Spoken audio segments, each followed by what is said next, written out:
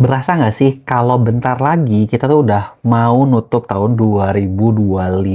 2026 udah di depan mata dan mungkin banyak teman-teman seller yang 2025 udah dapetin hasil banyak, tapi kalaupun lo mau santai, tunggu nih. Karena bentar lagi kita mau ketemu momen yang lebih besar lagi, yaitu momen Ramadan, ya guys. Nggak kerasa nih ya kalau misalnya Ramadan tahun ini dan mungkin 1-2 tahun ke depan itu pasti bakal berasa makin mepet sama event-event atau campaign-campaign dari akhir tahun dari platform kayak 11-11, 12-12 gitu kan. Kayak biasanya itu kita udah beres 12-12 akhir tahun, kita bisa liburan dulu sebentar, santai dulu, nanti udah gitu persiapan 1-2 bulan buat Ramadan. Tapi kayaknya tahun ini nggak mungkin guys. Jadi kan, karena ya kenapa gitu kan, lo baru beres 12-12, mungkin kemarin nggak berasa gitu kan, sambil gue pengen tahu nih 12-12 tuh kayak gimana, bagus apa jelek gitu kan. Coba kasih tahu gue di komen, udah sesuai harapan belum. Nah, 12-12 aja kita baru kelar, mungkin liburannya belum beres, tapi bentar lagi nih Ramadan itu udah di depan pintu. Saat ini seperti lo lihat, gue lagi di luar, gue nggak lagi di Indo, gue lagi di China. Belakang gue lo bisa lihat nih dari backgroundnya, gitu kan, ini salah satu kamar hotel gue di kota Shanghai. Dan lo tau gak sih, ternyata ya, kayak dari banyak agensi di China nih, banyak brand-brand di China, di beres 12-12 mereka udah benar-benar siap-siap banget buat mempersiapkan Ramadan di Indonesia. Gila nggak lo, kebayang nggak sih? Jadi orang luar aja udah siap-siap, udah mau nyiapin strategi, udah nyiapin budget segala macem supaya Ramadannya rame. Nah, pertanyaannya nih, kita sebagai seller Indo udah nyiapin apa? Udah nyiapin belum? Atau jangan-jangan banyak yang mikir gini, ah udahlah Ramadan mah ngapain sih lu harus repot-repot amat, lagian itu mau udah pasti rame, dari dulu juga kodratnya sudah pasti rame, nggak usah ngapa-ngapain, tinggal lakukan seperti biasa aja, udah deh orderan bakal banyak. Gue yakin banyak yang kepikiran kayak gitu kan. Dan gue mau kasih sama kalian, itu adalah kesalahan paling fatal dari banyak seller yang bikin jualannya segitu-segitu aja. Ya pasti lu memang naik lah, fair ngomong, dibandingin bulan biasa naik, tapi lu nggak bisa optimal, lu nggak bisa maksimal gitu kan. Emang harus gimana sih biar benernya? Nah, di sini gue mau spill beberapa hal yang gue pelajari selama di China tentang gimana mempersiapkan campaign besar. Salah satunya adalah Ramadan. Tapi sebelum kita mulai, buat kalian yang baru nonton, jangan lupa buat klik tombol subscribe-nya dan aktifin lonceng notifikasinya ya. Yuk kita mulai. Jadi gini, pertama yang perlu lu benahin adalah mindset nih.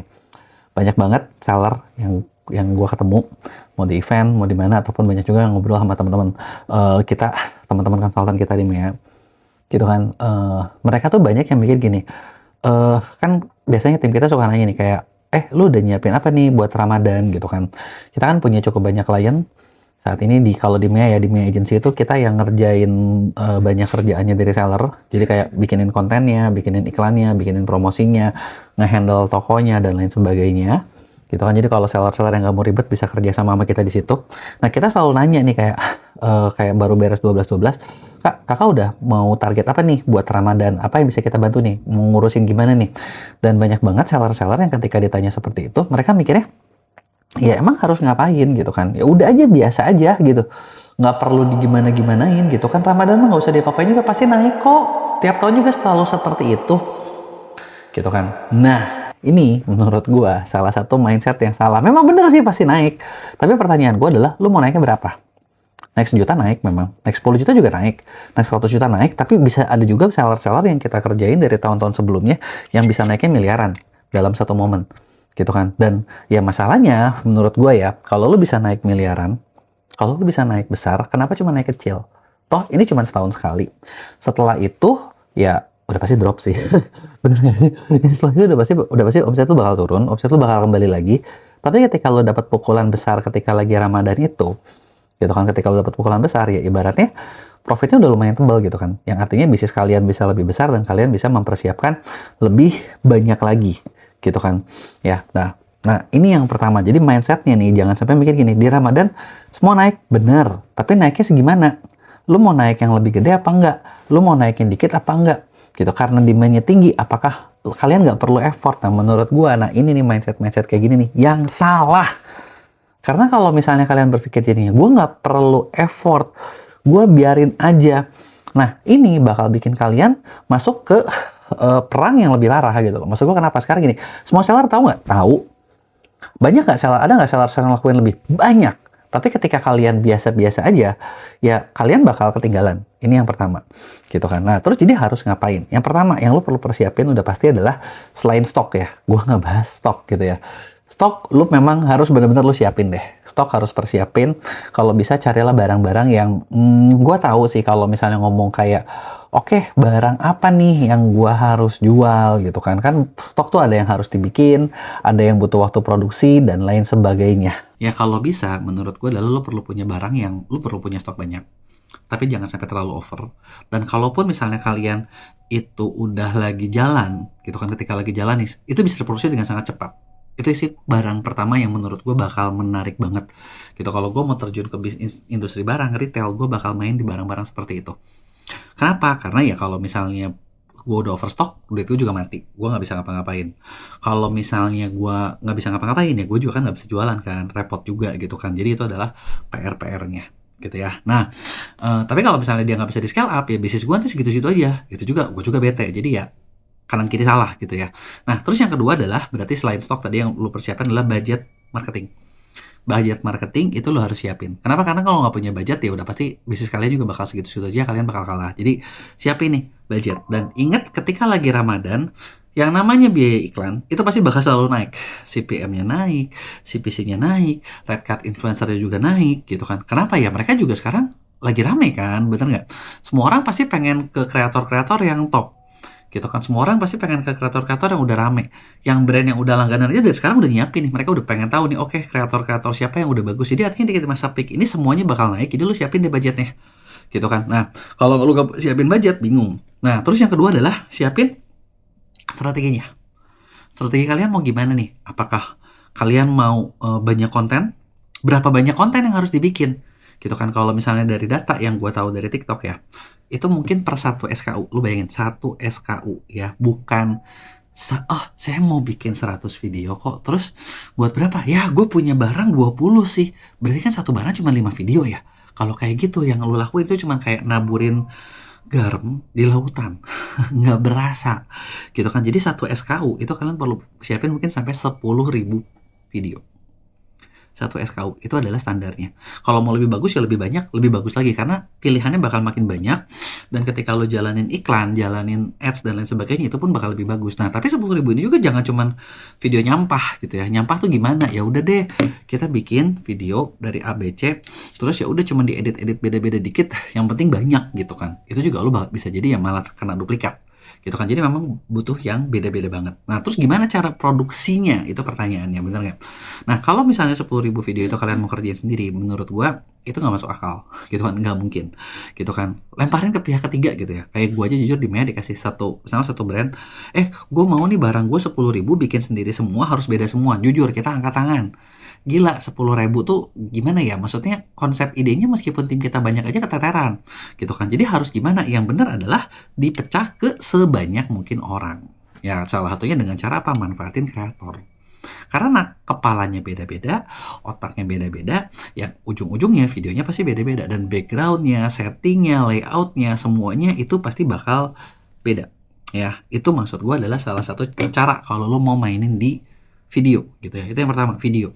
Nah, ini kita baru ngomongin soal kuantitas. Kita belum ngomongin nanti tentang kualitas hasil video-video yang besar-besarnya. Nah, di sini mungkin perlu kerjasama sama kreator-kreator yang lebih top.